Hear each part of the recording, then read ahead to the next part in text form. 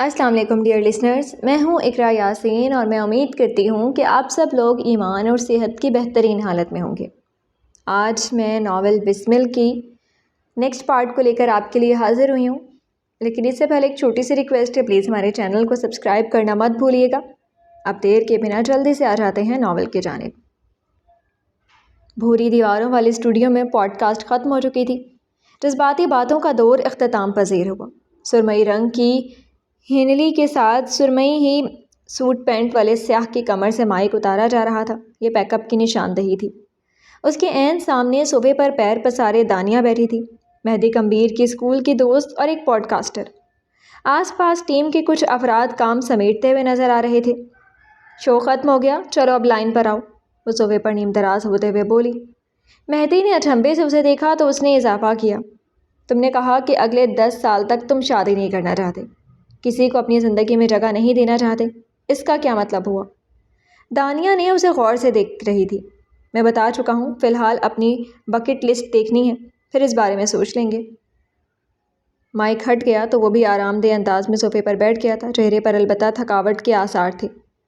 وہ تو دنیا کو بتانا ہے نا، مجھے سچ جاننا ہے، کمیٹڈ ہوتے ہوئے تم شادی کیوں نہیں کرنا چاہتے؟ وہ اپنے بال اونچی پونی سے آزاد کر رہی تھی۔ مہدی ہلکا سا مسکرایا۔ مجھے ذمہ داریاں نہیں پسند۔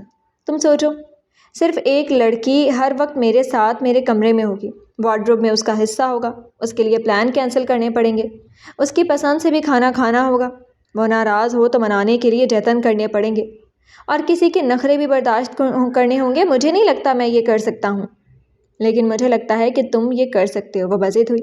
تمہارے خوابوں میں، اسی کے انداز میں بولا۔ او پلیز وہ جلائی، تم یہ سب نہیں کرنا چاہتے کیونکہ تم ڈرتے ہو کہ اچھے سے کر سکو گے یا نہیں، خود تو دنیا اور مسائل سے بھاگتے رہتے ہو، اس کی صورت ایک بیک پیک کا اضافہ ہو جائے گا۔ لیکن ایک بات یاد رکھو، ہر لڑکی ایک جیسی نہیں ہوتی، کچھ لڑکیاں بوجھ بانٹ لیتی ہیں، کیا پتہ وہ تمہیں اسپیس دے دے، جو حصہ تم اس پر کھولا نہیں چاہتے وہ اس کے متعلق بات ہی نہ کرے۔ مہدی کمبیر نے جھرجھری لی۔ جس سے میں کمیٹڈ ہوں، کم از کم وہ ایسی نہیں ہوگی، اس لیے مجھے شادی کرنی ہی نہیں ہے۔ ایک لڑکی کو دیکھ دیکھ کر بور ہو جاؤں گا۔ پھر بچے پیدا کر لینا، نئے چہروں کا اضافہ، انہیں دیکھ دیکھ کر اچھا لگتا رہے گا۔ بچے اور میں، صاف صاف کہو، اپنے پیر میں بیڑی باندھ لوں اور ان نئے چہروں کو دیکھ کر مجھے اچھا لگے گا، یہ تو ناممکنات میں سے ہے۔ میرا گھر دنیا ہے، لوگ نہیں۔ پھر تم صحیح انسان سے نہیں ملے، بے لاگ تبصرہ۔ کسی دن صحیح عورت سے مل گئے نا، پھر پتہ چلے گا ذمہ داری سے پیار کیسا ہے، ایک عورت کو ساری زندگی دیکھنا کیسا ہے، اور اپنی اولاد کو دیکھ کر خوش ہونا کیسا ہے۔ دانیہ دیکھ نہیں سکی تھی، مگر مہدی کی رنگت واضح طور پر تاریک پڑی تھی۔ وہ جبراً مسکراتا رہا۔ مجھے شادی نہیں کرنی کیونکہ مجھے خوف آتا ہے۔ بچے تو بالکل نہیں، کیونکہ مجھے نہیں لگتا کہ میں انہیں زمانے کے سرد و گرم سے بچا سکتا ہوں۔ ذمہ داریاں؟ ہرگز نہیں، کیونکہ میں بس فرار چاہتا ہوں۔ ایک گھر اور ایک نارمل فیملی؟ نیور، کیونکہ میں نارمل نہیں ہوں۔ اور اب پوڈ کاسٹ ختم ہوا، وہ کہتے ہوئے اٹھا۔ دانیہ بھی اپنی جگہ سے کھڑی ہوئی تھی۔ الوداعی کلمات کے بعد وہ باہر نکل آیا۔ سفید رنگ کی لمبی گاڑی میں پچھلے نشست پر بیٹھے ہوئے اس کا دم گھٹ رہا تھا۔ وہ ان سوالوں پر ہی مرنے والا ہوا تھا، اگر وہ حقیقت بن گئے تو؟ بلوچستان۔ یہ ایک سرکاری کالج کا منظر تھا۔ آدھی چھٹی کا وقت تھا، میدان میں بچھی گھاس پر لڑکیاں ٹولیاں بنائی بیٹھی تھیں، کوئی کتاب میں سر دیے ہوئی تھی، کوئی محفل لگا رہی تھی، کوئی ہاتھ میں کھانے پینے کے سامان لیے بیٹھی تھی۔ ایک ایسی ہی ٹولی میں کونج بھی بیٹھی تھی، ہاتھ میں چپس کا پیکٹ تھامے اور ایک ہاتھ میں اپنا پریکٹیکل لیے۔ اس کے ساتھ 3 لڑکیاں بیٹھی تھیں، اس کی بچپن کی دوستیں۔ کونج، اپنے نام کے پکار پر اس نے سر اٹھا کر دیکھا۔ فریحہ اور فرحین اس کے سامنے کھڑی تھیں۔ یہ دونوں آپس میں کزنز تھیں، کالج کی سب سے امیر اور ماڈرن لڑکیاں۔ انہوں نے کونج کو پکارا۔ اوہ خدایا، انہوں نے کونج کو پکارا! اس کا دل حلق میں آ گیا جب فریحہ نے اسے ایک بار پھر پکارا۔ کونج، کیا تم آج ہمارے ساتھ وقت گزارو گی؟ اصل میں ہم اس ماحول کے عادی نہیں ہیں، اگر تمہیں برا نہ لگے تو پلیز۔ وہ شستہ انگریزی میں بات کر رہی تھی۔ بلوچستان کا تعلیمی معیار اتنا اونچا نہیں کہ بچوں کو فر انگریزی بولنی آتی ہو، لیکن نجی اسکولز کے بچے یا پھر اکیڈمی جا کر انگریزی کی کلاسز لینے والے بچے بہت اچھی انگریزی بول لیتے ہیں، وہ بھی بے حد روانی سے۔ کونج نے ایک نظر اپنے دوستوں کو دیکھا۔ انہوں نے کسی قسم کا رد عمل ظاہر نہیں دیا۔ ظاہر ہے وہ اتنی گری پڑی نہیں تھی کہ اسے روکتی۔ اپنے دوستوں کے درمیان سے یوں اٹھ کر جانا اسے برا لگا تھا، لیکن وہ ایک سادہ نہ نہیں کہہ سکی تھی۔ وہ کہہ نہیں سکتی تھی، کم از کم یہ کہنے کے لیے اسے نئی زندگی چاہیے تھی۔ دھڑکتے دل کو بمشکل سنبھالتے اس نے سامنے کھڑی لڑکیوں کو دیکھا۔ ہاں ٹھیک ہے، میں تمہارے ساتھ چل سکتی ہوں۔ وہ بھی انگریزی میں بولتی ہوئی اٹھی تھی۔ وہ زینیہ حاکم سے ٹیوشن لیتی تھی، اس لڑکی سے جسے آئے دن نت نئی زبانیں سیکھنے کا شوق تھا۔ بھلا اسے انگریزی بولنے میں کیا دقت ہوگی؟ فریحہ اور فرحین اسے کینٹین لے آئیں، پلاسٹک کی کرسیاں اور بینچ رکھ کر بیٹھی ہوئی لڑکیاں، اور بھاگ بھاگ کر چاٹ سموسے لاتا عدیل بھائی۔ وہ کالج میں ہی چاٹ اور سموسے بناتا تھا، 30-35 برس کا مسیح نوجوان۔ ایسے ہی ایک میز اور کرسیوں پر وہ تینوں بھی آ کر بیٹھی تھیں۔ کونچ کو بے اختیار اپنا آپ چھوٹا لگنے لگا تھا۔ فریحہ جب ہاتھ ہلا ہلا کر بات کرتی تھی تو اس کے سفید خوبصورت ہاتھ دیکھ کر کونچ کا جی چاہتا تھا اپنے ہاتھوں کو کہیں چھپا دے۔ سرخ نیل پالش والی اس کی لمبی سفید انگلیاں، ان کے بڑھے ہوئے ناخن، وہ کسی ٹی وی کی اداکارہ جیسی تھیں، ٹپ ٹاپ۔ جب فرحین اپنے سرخ اناٹ جیسے گالوں پر ہاتھ رکھتی تھی تو کونچ خواہ مخواہ یہاں وہاں دیکھنے لگتی تھی۔ اس کے پھٹے ہوئے خشک گال اسے شرمندہ کر رہے تھے۔ کاش وہ زمین میں گر جاتی، کاش وہ کچھ دیر قبل ان کو بس ایک نہ بول دیتی۔ اچھا کونچ، تمہارا نام بہت یونیک ہے، اس کا بھلا کیا مطلب ہوا؟ آخر یہ انگریزی کے علاوہ کیوں بات نہیں کرتی تھی؟ فریحہ کی بات سن کر اسے کوفت ہوئی۔ کونچ نے گہری سانس بھری۔ چلو آخرکار اس کے پاس کچھ تو نیا تھا۔ میرا نام ایک پرندے کے نام پر رکھا گیا۔ یہ پرندہ سائبیریائی ہوتا ہے، یخ موسم کی وجہ سے پاکستان آتا ہے۔ اس کا قیام بلوچستان اور سندھ میں ہوتا ہے۔ محبت اور وفا کا پرندہ۔ کیا وہ کالا بھی ہوتا ہے؟ اس لیے پوچھ رہی ہوں کیونکہ تمہارا رنگ تھوڑا بلیک سا ہے نا؟ فریحہ نے اب کی بار اردو میں پوچھا تھا۔ کونچ کو لگا اس نے کچھ غلط سن لیا ہو، اس کے کان سن ہو گئے تھے۔ وہ پلک تک نہ جھپک سکی۔ کیا یہ اتنا ذاتی حملہ اتنا براہ راست اسی پر کیا گیا تھا؟ اور اگر کیا گیا تھا تو اس کے الفاظ حلق میں کیوں اٹکے تھے؟ اس نے کچھ کہا کیوں نہیں؟ آس پاس بیٹھی ساری لڑکیوں نے مڑ مڑ کر دیکھا تھا۔ فریحہ کی آواز نہ جانے کیوں بلند ہوئی تھی۔ کونچ جیسے اب تک متعجب ہو، اسے یقین نہیں آ رہا تھا کہ بھری محفل میں اس کے رنگ کا تانا دیا گیا ہے۔ آنکھیں بھرنے لگی تھیں۔ اس نے کچھ کہنا چاہا لیکن الفاظ حلق میں پھنس گئے۔ ذرا فاصلے پر ایک میز کے گرد بیٹھی لڑکی سخت طیش سے یہ سارا معاملہ دیکھ رہی تھی۔ اس کا قد چھوٹا تھا، نقوش متناسب۔ واپس کونچ کی طرف آؤ تو وہ اب تک شل سی تھی۔ وہ بے حد خوبصورت پرندہ ہوتا ہے۔ اس نے بھری بھری آنکھوں سے اٹک اٹک کر بالآخر جواب دیا۔ کئی لڑکیوں نے اسے ترہم سے دیکھا تھا، کئی نے آنکھوں ہی آنکھوں میں کسی بیوٹی کریم کا مشورہ دے ڈالا۔ اب کونچ کی آنکھیں جلنے لگی تھیں۔ فریحہ اور فرحین کی آنکھوں میں صاف استہزاء تھا۔ یہ اس روز کلاس میں انہیں نوٹس نہ دینے کا نتیجہ تھا۔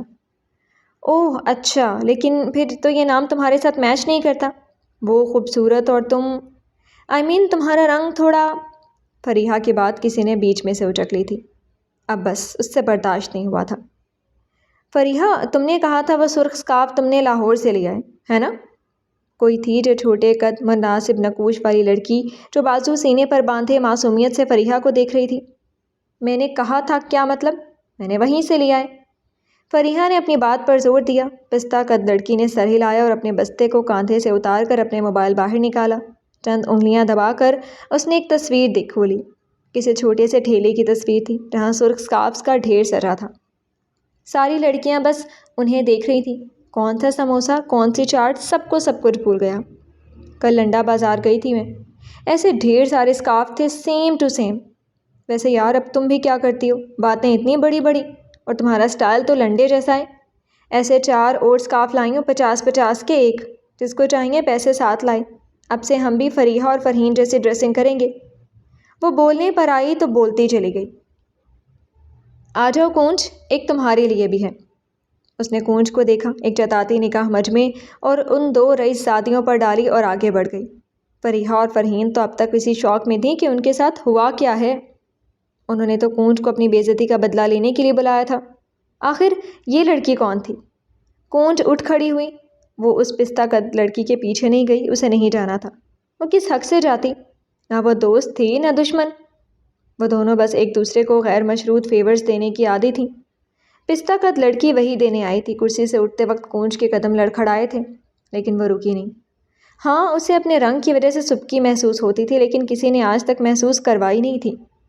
ہاں، اس کا رنگ سانولا تھا، اس کی جلد کھردری تھی، لیکن کیا وہ یہ ڈیزرو کرتی تھی کہ یوں بیچ محفل میں اسے ذلیل کیا جائے؟ وہ تیز تیز قدم اٹھاتی وہاں سے جا رہی تھی۔ اس کا رخ باتھ روم کی جانب تھا۔ ہر مڈل کلاس لڑکی کی طرح اسے بھی وہیں جا کر رونا تھا۔ ڈھیر سارے آنسو بہانے تھے، وہ بھی خواہ خواہ۔ شام کے سائے حاکم نواب کے گھر پر پھیلے تو روشنیوں نے اپنا دم گھونٹ لیا۔ زینیہ اپنے کمرے میں بیٹھی تھی، پلنگ سے ٹیک لگائے، پیر اوپر کیے، شہد رنگ بال ہمیشہ کی طرح سختی سے جوڑے میں باندھ رکھے تھے، یوں کہ ماتھے کی نسیں تک کھنچتی ہوئی نظر آ رہی تھی۔ اس کا کیمرہ گود میں پڑا تھا، وہ لینس ہاتھ میں لیے اسے صاف کر رہی تھی، مصروف سی، بے پرواہ سی۔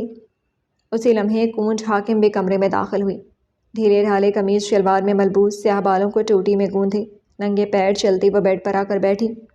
زینیہ نے ناگواری سے اسے دیکھا تھا۔ گندے پیر، تم تو اماں سے جوڑا لینے گئی تھی، کیا ہوا، نہیں ملا؟ زینیہ مصروف سی پوچھ رہی تھی۔ کونج نے گہری سانس لی اور خود کو بیڈ پر گرا دیا۔ بڑے بے آبرو ہو کر ان کے کوچے سے ہم نکلے۔ اس نے آہ بھری، پھر ایک ملامتی نظر زینیہ کو دیکھا، گویا اس پر افسوس کر رہی ہو۔ جب میری جیسی عظیم شاعرہ کوئی شعر سناتی ہے تو بدلے میں داد و تحسین دی جاتی ہے، تمہارے منہ میں زنگ تو نہیں لگا ہوا؟ زینیہ نے لینس پر پھونک مار کر اسے آنکھوں کے سامنے کیا، صاف، شفاف، زبردست۔ داد ان لوگوں کو ملتی ہے جنہوں نے شعر خود لکھا ہو، تم جیسے نیم شاعرہ کو برداشت کر رہی ہوں، یہی بڑی بات ہے۔ وہ اٹھ کر اب الماری کی طرف جا رہی تھی، کونج نے آنکھیں گھمائی تھیں۔ یہ نیم شاعرہ ابھی ابھی ابا کے کمرے سے ایک عظیم خبر لے کر آئی ہیں۔ میں تو وہاں رک کر مزید سنگن لینا چاہتی تھی، لیکن ہائے رے یہ نصیب۔ کیا بکواس ہے کونج، جلدی بولو، زینیہ بیزار ہوئی۔ یہ الگ بات تھی کہ خبر کا سن کر پیٹ میں مروڑ اٹھے تھے۔ الماری کے پٹ کھولتے ہوئے وہ مصروف تھی۔ قاصدوں کی عزت کیا کرو زینیہ جالب، ورنہ وہ کیا کہا ہے کسی شاعر نے؟ اس نے ہاتھ اٹھا کر شعر پڑھنے کا سامان باندھا ہی تھا کہ زینیہ کی گھورتی نظروں پر دونوں ہاتھ ہتھیار گرانے کے انداز میں اٹھائے۔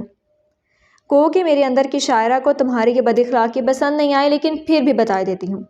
عبداللہ کا پیغام آیا تھا۔ ایک لمحے کے لیے زینیہ سانس نہیں لے سکی۔ دل اتنی زور سے دھڑکا تھا کہ کانوں تک آواز آئی تھی۔ اس کے حرکت کرتے ہاتھ ساکت ہو گئے، آنکھیں پتھرا گئیں۔ ایک لمحے کے لیے اس کے آس پاس کی دنیا بے حرکت ہوئی تھی۔ کیا ڈھونڈ رہی تھی، کیا ملا تھا، کچھ یاد نہیں رہا۔ سارا وجود کان بن گیا، رواں رواں سننے کو بےتاب ہوا۔ وہ کہتا ہے کہ وہ نہیں آئے گا۔ زینیہ کے دل کو دھکا سا لگا تھا۔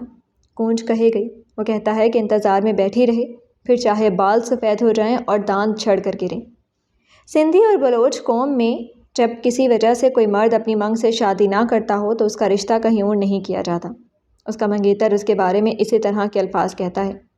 اس نے کہا ہے کہ اگر تمہارے بارے میں کسی اور کا سوچا بھی تو وہ چھوڑے گا نہیں، چاہے تم اس کے نام پر مر جاؤ لیکن بیٹھی رہو۔ زینیہ کے پیر تھک رہے تھے، شدت سے دل چاہا تھا ایک پل کو بیٹھ جائے، گر جائے۔ عبداللہ اس کی توانائی سلب کر رہا تھا۔ عبداللہ نہیں آئے گا زینی۔ اب کے کونج کا لہجہ مختلف تھا، اس کے لہجے میں یاسیت تھی۔ زینیہ چپ رہی، خاموش۔ ایک آنسو بھی اس کی آنکھ سے نہیں گرا تھا، سارے دل پر جو گرے تھے۔ ابا نے اس کے بڑوں سے بات کی ہے، زینی ابا بہت منت کر رہے تھے، مجھے ابا کے لیے دکھ ہوا۔ وہ اپنی رو میں کہے جا رہی تھی، جبکہ ابا کے نام پر زینیہ کو لگا تھا جیسے کسی نے اس کے جسم میں برچھی گھسیڑ دی ہو۔ بس کوئی اس کے ابا کو کوئی کچھ نہ کہے۔ عبداللہ نے کیا کہا؟ اس کی آواز میں کوئی لرزش نہیں تھی۔ وہ ابھی کمر سیدھی کیے کھڑی تھی، گردن سیدھی تان رکھی تھی، بس ایک دل تھا جو ایک ہزار بار ٹوٹ کر جڑا تھا۔ اس نے کیا کہنا ہے؟ بس یہی کہا جو ابھی بتایا، اور تو کوئی بات نہیں۔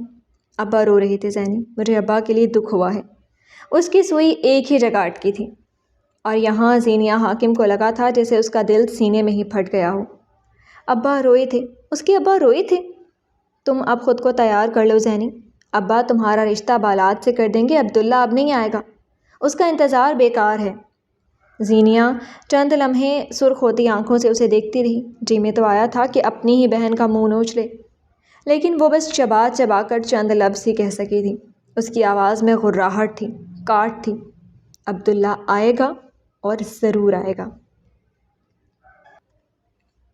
اسلام آباد۔ میں جاؤں گا اور ضرور جاؤں گا۔ مہدی کی آواز پر کمبیر محل کے ڈائننگ ہال میں خاموشی چھا گئی تھی۔ سربراہی کرسی پر بیٹھا کیس اور اس کے دائیں طرف بیٹھے اس کے دونوں چچا خاموش بیٹھے تھے۔ شاہانہ طرز کے ڈائننگ ہال میں 2 ہی رنگ استعمال ہوئے تھے، سفید سنہری۔ رنگوں کا یہ امتزاج ایک شاہی تاثر دیتا تھا۔ کرسیاں سفید تھیں تو ان پر ہوا کام سنہری، برتن سفید تھے تو ان پر بنے نقش و نگار سنہری، چھت سے لٹکتا جھومر کورا سفید تھا اور اس سے لٹکتے کرسٹل بال سنہری، جن پر سفید روشنی بھی پڑتی تو وہ اپنا رنگ نہیں بدلتے تھے، اور اس وقت ان کا سنہری رنگ مہدی کے چہرے پر پڑ رہا تھا۔ آخر گوادر ہی کیوں؟ رکھا کیا ہے وہاں؟ ایسے بھی کوئی سیاحتی مقام نہیں ہے وہاں۔ بختیار کے لہجے میں ناپسندیدگی تھی۔ انیسہ خاموشی سے اپنی پلیٹ میں چمچ چلا رہی تھی۔ بات سیاحتی مقامات کی نہیں، بس شوق ہے میرا، میں وہاں کا سمندر دیکھنا چاہتا ہوں۔ یا پھر تم انتقام لینے جا رہے ہو؟ کیس کی ٹھنڈی آواز پر مہدی کا دل سن ہو گیا تھا، ایسے جیسے چوری پکڑی گئی ہو۔ پلیٹ میں چلتا کانٹا چمچ تیزی سے چلنے لگا۔ اس سے بڑا انتقام اور کیا ہو سکتا ہے کہ ساری زندگی اگلا انسان اس گلٹ میں رہے کہ اس نے ایک ایسے شخص کا دل دکھایا جو اسے کنفرنٹ بھی نہیں کرنا چاہتا۔ تم کتنے ہاریبل ہو مہدی، کیس تعصب سے بولا تھا۔ مہدی نے سر جھٹکا۔ میں لوگوں سے لڑ جھگڑ کر وقت اور تعلق کی عزت برباد نہیں کرتا۔ کسی وقت میں ہم ساتھ تھے، دوست تھے، اور اب کیا کروں، اگلے انسان کو ذلیل؟ وہ پلیٹ میں جلدی جلدی چمچ چلا رہا تھا۔ اسے یہاں سے جانا تھا، فوراً جانا تھا۔ وہ دونوں بول رہے تھے اور گھر کے بڑے بس منہ سیے انہیں دیکھ رہے تھے۔ کون کچھ کہے، اور اگر کہے بھی تو کون کچھ سن لے؟ ذلیل کرو کیونکہ وہ اس لائق ہے۔ جو کچھ اس نے کبھی تمہارے ساتھ کیا وہ غلط تھا، اور تم اس کے ساتھ ویسا ہی کرو، لیکن تم ایسا نہیں کرتے، کیس صفاقی سے کہہ رہا تھا۔ تم اگر سامنے والے کو کنفرنٹ کرو گے تو جانتے ہو حساب برابر ہو جائے گا۔ تم گلٹی ہو اور چاہتے ہو کہ لوگ بھی تمہارے سامنے گلٹی رہیں۔ قاتل؟ آخری لفظ میں حقارت تھی۔ مہدی کی آنکھیں سرخ ہونے لگی تھی، وہ ضبط کیے بیٹھا رہا۔ کیس نے رومال سے اپنے ہاتھ صاف کیے اور اٹھ کھڑا ہوا۔ تمہاری وجہ سے آج ایک بار پھر میرا کھانا حرام ہوا، مبارک ہو۔ طنز، استہزاء، حقارت۔ جب کیس مہدی سے بات کرتا تھا یہ سب لفظوں میں خود ہی گھل جاتے تھے۔ وہ پلٹ گیا تو انیسہ نے بھی اپنا چمچ پلیٹ میں پٹکا، آنکھوں میں تنفر تھا۔ اس نے اپنے باپ کو ایک نظر دیکھا۔ یہ ہے آپ کا عظیم محل جہاں آنے سے میرے اندر تھکن اتر جاتی ہے۔ تھینک یو سو مچ ابا، میری ایک اور رات خراب کرنے کے لیے۔ بیزار اکھڑ لہجہ۔ مقصود اپنی ویل چیئر کا بٹن دباتے ہوئے چلے گئے تھے۔ اب پیچھے بس 2 لوگ رہ گئے تھے، بختیار اور مہدی۔ کیوں مہدی؟ تم آخر کیوں ایسا کرتے ہو؟ تمہیں کیس پر ترس نہیں آتا؟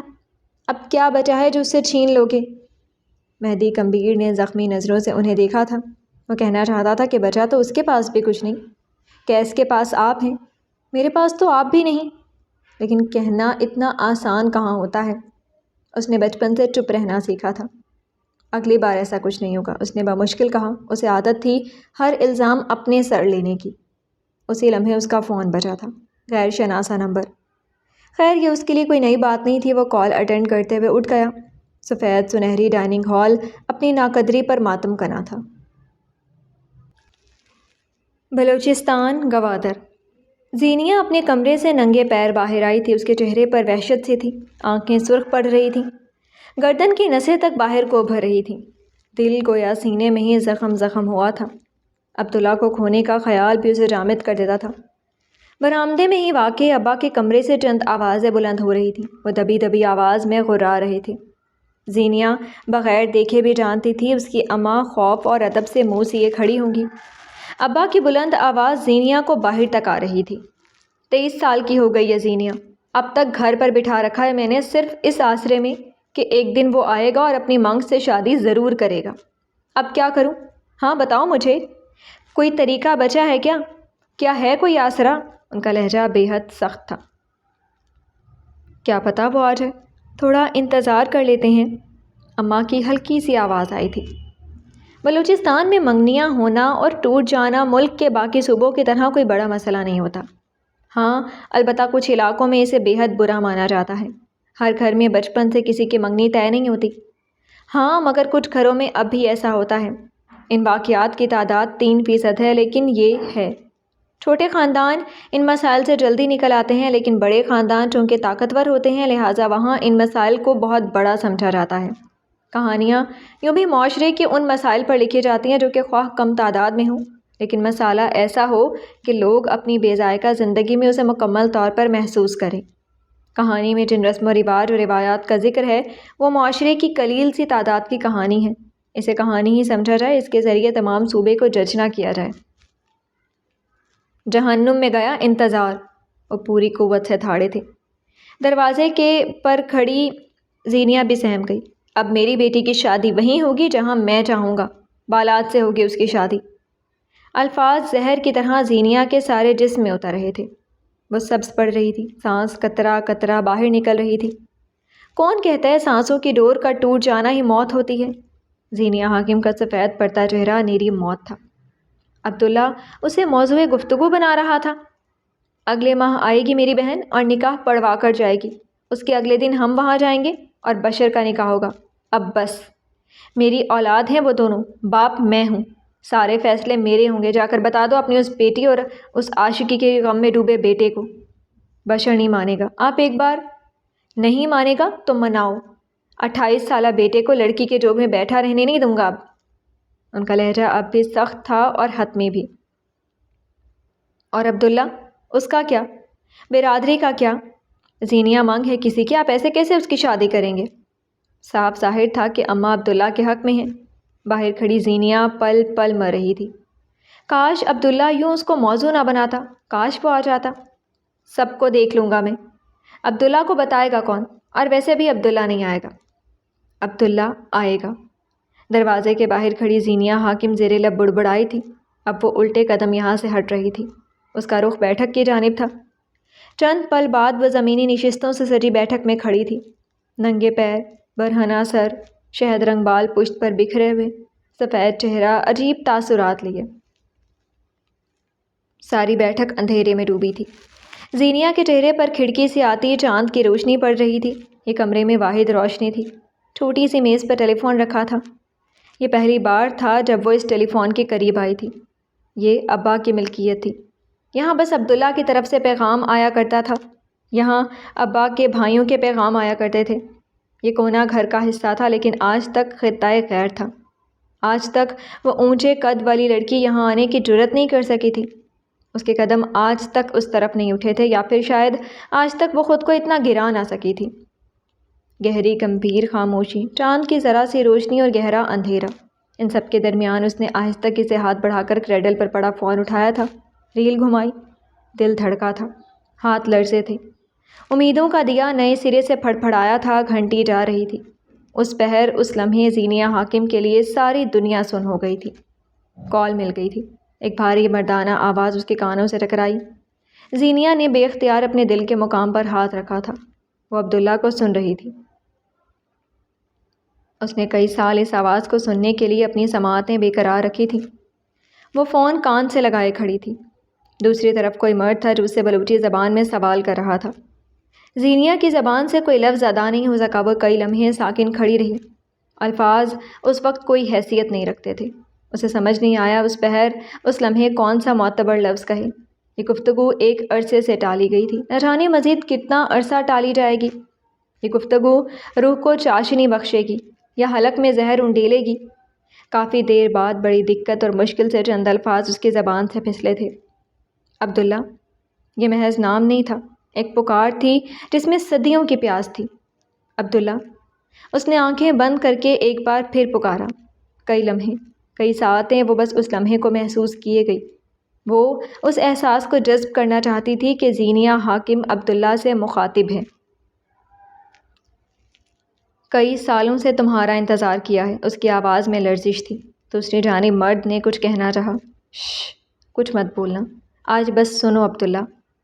وہ بھاری ہوتے گلے کے ساتھ کہہ رہی تھی۔ یہ گفتگو اس کی روح تھکا رہی تھی، اس کے قدم لرز رہے تھے۔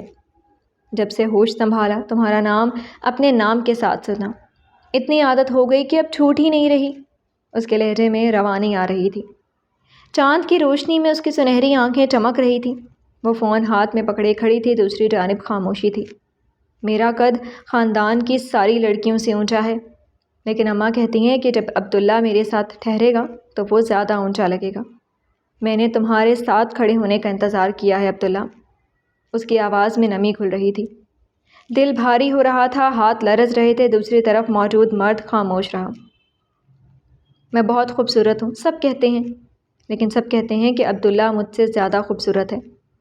میں نے تمہارے ساتھ کھڑے ہو کر خود کو دیکھنے کا انتظار کیا ہے۔ میں نے انتظار کیا کہ تم خود اعتراف کرو گے کہ تمہاری عورت زیادہ خوبصورت ہے۔ ایک بار پھر سامنے سے کچھ کہا گیا۔ جب زینیا نے درشتی سے اسے روکا، چپ رہو، کہا نا، اتنے سال میں نے سنا ہے، اب تم سنو گے۔ دوسری طرف وہ چپ رہا۔ میں تمہارے نام کے ساتھ یوزڈ ٹو ہو گئی ہوں۔ میرا نام آئے گا تو عبداللہ ساتھ ضرور آئے گا، یہ یقین رکھا ہے۔ تم میرا کمفرٹ بن گئے ہو۔ میں تمہارے بغیر کسی کا سوچوں تو ایسا لگتا ہے کہ جیسے کوئی غیر ضروری شے دائرے میں آ گئی ہو۔ وہ رکی تھی، ایک پل کے لیے آنکھیں بھر بھر رہی تھیں۔ میں نے تمہارے ساتھ وفاداری نبھائی ہے اتنے سال، اب تمہیں چاہیے کہ تم میرا مان رکھو۔ چند پل کے لیے دونوں طرف خاموشی چھا گئی۔ چاند کی گرتی ہوئی روشنی، گھروں کا سکوت ان دونوں کے بولنے کا منتظر رہا، اور پھر اس کے لبوں سے بے حد آزردگی سے چند الفاظ نکلے تھے۔ آ جاؤ عبداللہ، اس نے گویا اپنی انا پر پیر رکھ کر کہا تھا، مجھے تمہارا انتظار ہے۔ اب کی بار دوسری طرف بھی خاموشی چھا گئی تھی۔ چاند کی روشنی میں نہائی کھڑی لڑکی اس کے بولنے کے منتظر رہی۔ تمہاری آواز بہت خوبصورت ہے، وہ بڑے مزے سے بولا تھا۔ زینیا خاموش رہی۔ تم کون ہو؟ مرد نے سوال کیا، جسے تم اپنے نام پر بٹھا کر گئے ہو اور جس نے تمہارے نام کے ساتھ وفاداری کی ہے۔ اس کا لہجہ، اس کا اعتماد، وہ کسی بھی مرد کو اپنا بسمل کر سکتی تھی۔ چند پل دوبارہ خاموشی چھا گئی۔ شاید وہ مرد زینیا کے الفاظ جذب نہیں کر پا رہا تھا۔ میں نے سنا تھا خاندان کی لڑکیاں بہت حیا والی ہوتی ہیں، بلا ضرورت مردوں سے بات نہیں کرتی۔ اس نے چوٹ لگائی تھی۔ میں نے سنا تھا خاندان کے مرد بہت غیرت والے ہوتے ہیں، اپنے نام سے جڑی لڑکی کا نام کسی اور کے ساتھ نہیں سن سکتے۔ کہا سنا سچ کہاں ہوتا ہے عبداللہ؟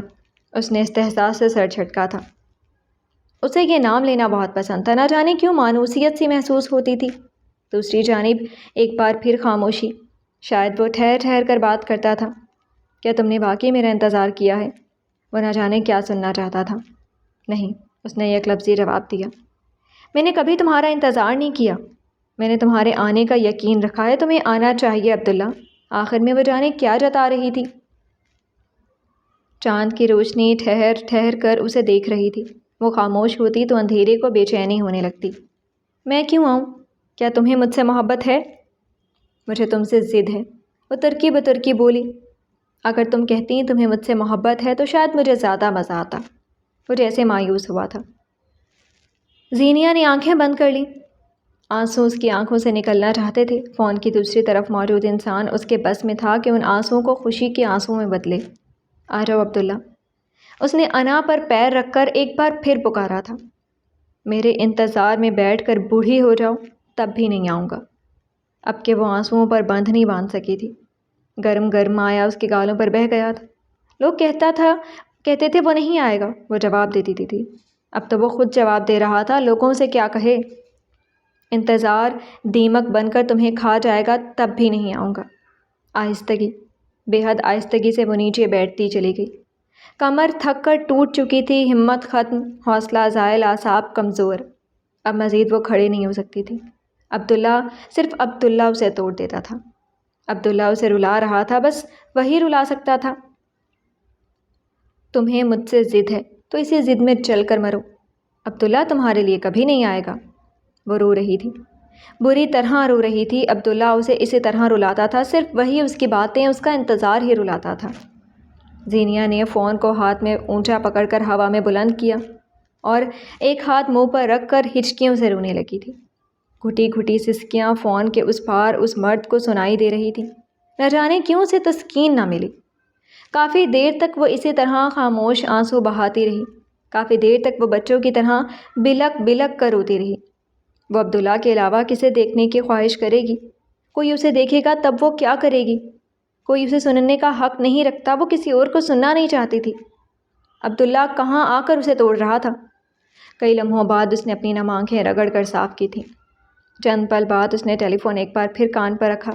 آنکھیں سرخ تھیں، متورم، سوجی ہوئیں۔ میں نے اپنی انا پہ پیر رکھ کر تمہیں بلایا تھا۔ اب کہ اس کی آواز میں نہ دکھ تھا نہ لرزش، بس آنکھیں سرخ تھیں، روئی روئی سی۔ میں نے ساری زندگی تم سے وفاداری نبھائی، تمہارا نام سنا، اپنا سمجھا، وہ بول رہی تھی اور فون کے دوسرے پار کوئی بڑی ہی دلجمی سے اسے سن رہا تھا۔